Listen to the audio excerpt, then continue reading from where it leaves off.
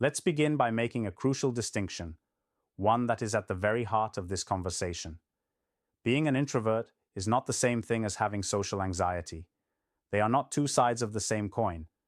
Introversion is a personality trait. It's about where you get your energy. As an introvert, you recharge your batteries through quiet and solitude, and you find that large groups and prolonged social interaction can be draining. Your preference for a quiet evening with a book over a loud party is not a flaw. It's simply how you're wired. Social anxiety, on the other hand, is not a personality trait. It is a fear. It's an intense, persistent fear of being negatively judged by other people. It's the voice in your head that creates a catastrophic narrative around every social interaction. It's the constant worry that you will say something foolish, that you will be exposed as awkward or boring, that you will be rejected. The painful reality for many of us is that these two distinct things become tangled together. You are an introvert who genuinely values deep, one-on-one connection, but you are shackled by a social anxiety that makes the path to that connection feel like an ordeal. I know this feeling on a bone-deep level. I remember the physical sensation of dread that would start in my stomach days before a work event. I remember RSVPing yes to a friend's party and then spending the entire week hoping it would be cancelled. I remember standing in the corner of a crowded room, holding a drink like it was a shield, my mind completely blank and yet screaming at the same time. The internal monologue was a relentless loop. Everyone here is so confident. They all know each other. If you try to talk to them, you'll stumble over your words. They'll know you don't belong. It was exhausting. This video is a practical guide for my fellow introverts who are tired of letting that voice win. This is not a guide on how to become an extrovert. Your introversion is a superpower, not something to be cured. This is a guide on how to manage the anxiety, how to lower its volume, so that your thoughtful, authentic self can emerge.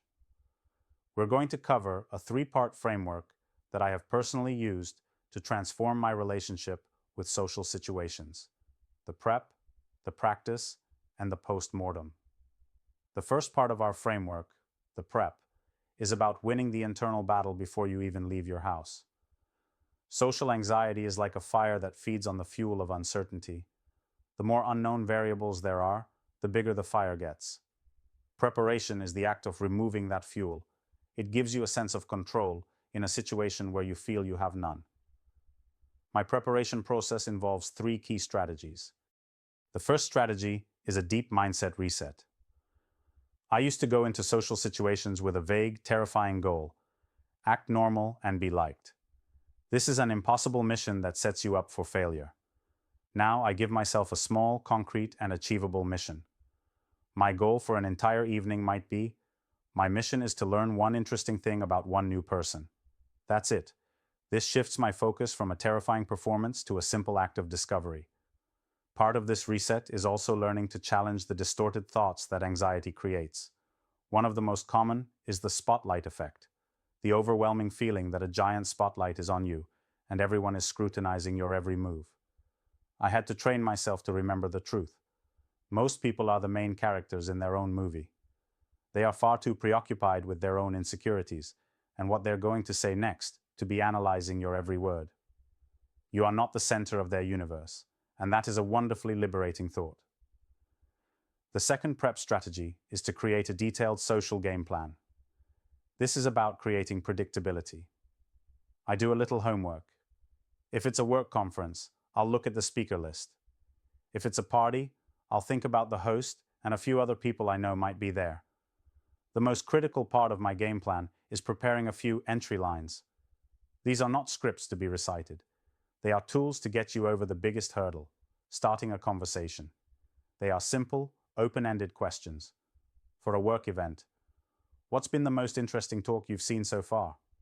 For a casual party, this is a great playlist. How do you know the host? Having 3 or 4 of these in your back pocket is like having a key to a locked door. It eliminates the panic of that first moment. My game plan also now includes identifying a potential ally. This could be a friend you know will be there, who you can plan to check in with. Or if you don't know anyone, your ally can be the host, or even the bartender. Just having one friendly face you can return to can act as a home base and make the whole environment feel less intimidating. Finally, a crucial part of the game plan is a pre-planned exit strategy. Knowing you are not trapped is a powerful anxiety reducer. I tell myself, I will stay for 1 hour and 15 minutes. This gives me a clear finish line. It's not a sign of failure to leave, it's a sign of smart energy management. This leads to the final prep strategy: managing your energy budget. As introverts, our social battery is a real and finite resource. I learned the hard way that I cannot go to a networking event after a long, draining day of back-to-back meetings.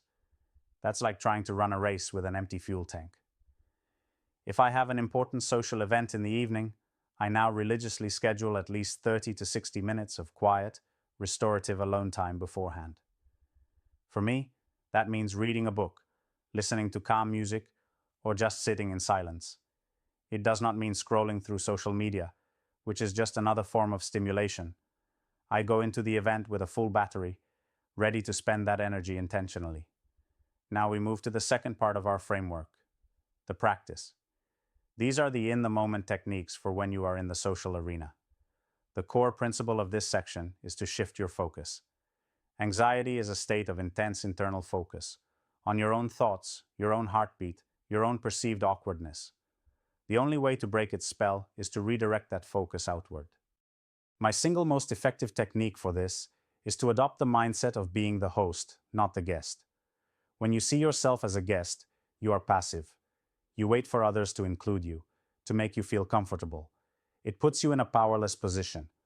When you mentally flip the switch and decide to act like a host, your entire purpose changes. Your new mission is to make other people feel welcome.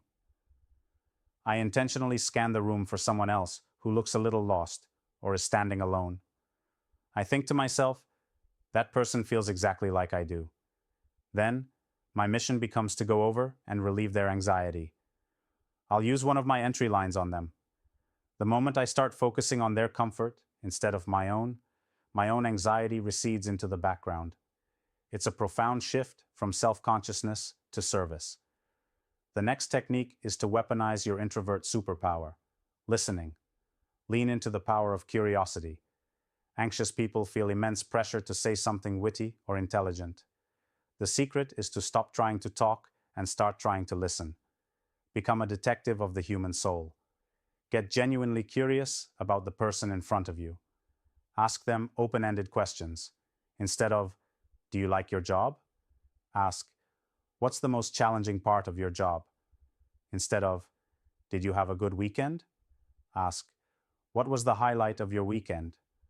This invites them to tell a story, and all you have to do is listen and be interested.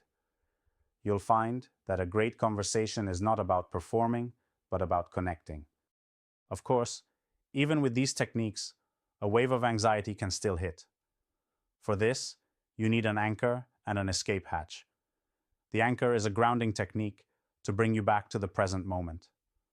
When you feel your heart start to race, bring all of your attention to the physical sensation of your feet on the floor. Feel the texture of the carpet, the solidness of the ground, or practice box breathing.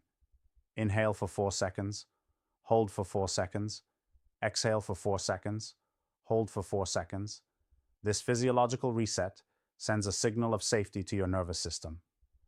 The escape hatch is giving yourself unconditional permission to take a tactical retreat. No soldier stays on the front lines for hours without a break. It is perfectly acceptable to say, "It was great talking to you. Please excuse me for a moment." Then, go outside for 2 minutes of fresh air.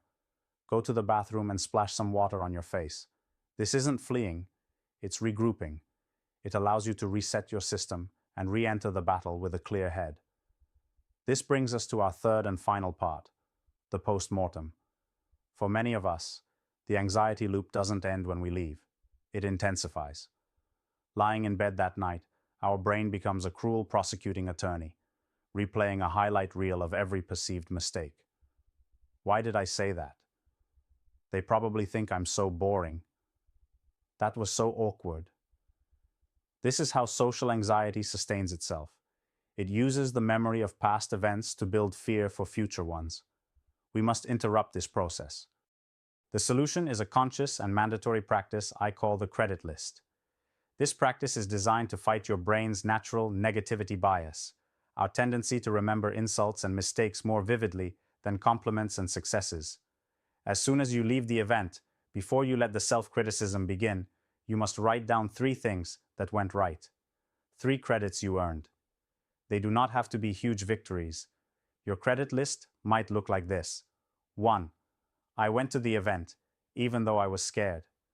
That alone is a massive win. 2. I used an entry line and started one conversation. 3. I successfully practiced box breathing when I started to feel overwhelmed. By forcing yourself to search for and acknowledge these small wins, you are actively rewriting the story of the event. You are training your brain to see evidence of your competence and courage, not just your perceived flaws. Over time, this practice builds a powerful portfolio of positive memories that serves as armor against the anxiety for the next event. So let's recap the framework. The prep, where you build your armor by resetting your mindset, creating a game plan, and budgeting your energy. The practice, where you navigate the moment by shifting your focus outward, getting curious, and using your anchors. And the postmortem, where you rewrite your story by focusing on your credits, not your critiques. Overcoming social anxiety as an introvert is a skill built through patient and compassionate practice. Every social interaction, no matter how small, is a training session. Remember, your introversion is a gift. You have the capacity for deep thought, empathy, and powerful one-on-one connection.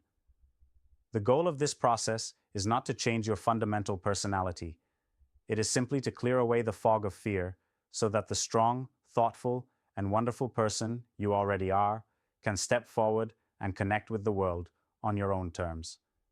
And finally, if your anxiety is severe, chronic, and significantly impacting your quality of life, please consider talking to a therapist or a mental health professional.